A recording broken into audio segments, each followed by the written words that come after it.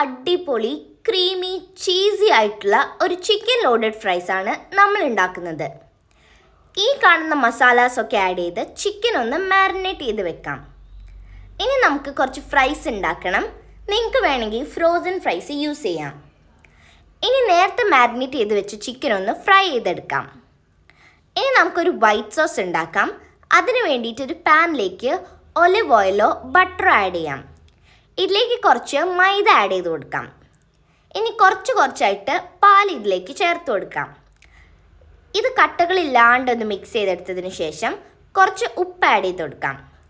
ഇതിലേക്ക് ഇനി ഒറിഗാനോ ആണ് വേണ്ടത്. നിങ്ങൾക്ക് ഒറിഗാനോൻ്റെ ടേസ്റ്റ് ഇഷ്ടമല്ലെങ്കിലോ അത് ഇല്ലെങ്കിലോ സ്കിപ്പ് ചെയ്യാം. ഇനി കുറച്ച് പെപ്പറും ചില്ലി ഫ്ലേക്സും കൂടി ആഡ് ചെയ്യാം.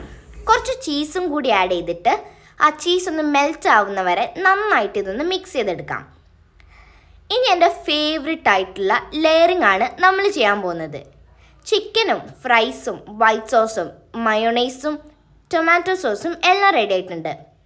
ഇനി ഒരു ബൗളിലേക്ക് ഫസ്റ്റ് ലെയർ ആയിട്ട് നമുക്ക് ഫ്രഞ്ച് ഫ്രൈസ് ആഡ് ചെയ്ത് കൊടുക്കാം.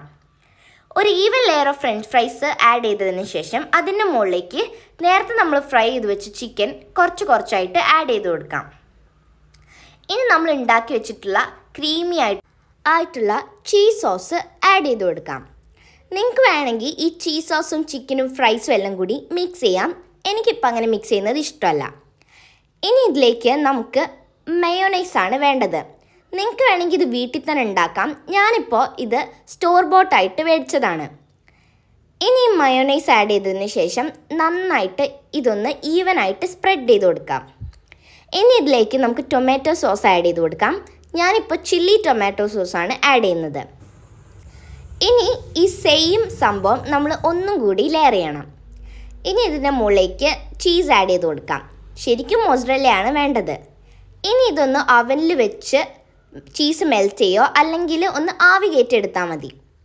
ഇനി ഇതിലേക്ക് കുറച്ച് ഒറിഗാനോയും ചില്ലി ഫ്ലേക്സും ആഡ് ചെയ്ത് കൊടുക്കാം. ഇനി നിങ്ങൾക്ക് ഇഷ്ടമുണ്ടെങ്കിൽ നമ്മളുടെ ലേസ് ബിങ്കോ അങ്ങനത്തെ മസാല ഫ്ലേവേർഡ് ചിപ്സ് ഉണ്ടാവില്ലേ, അത് ആഡ് ചെയ്ത് കൊടുത്താൽ നല്ല ടേസ്റ്റ് ഉണ്ടാവും. ഞാൻ മൊസറല്ല ചീസല്ല യൂസ് ചെയ്തത്, അതുകൊണ്ട് എനിക്ക് ചീസ് പുള്ളൊന്നും കിട്ടിയില്ല. പക്ഷെ അടിപൊളി ടേസ്റ്റ് ആയിരുന്നു. അപ്പോൾ എല്ലാവരും ട്രൈ ചെയ്യുക.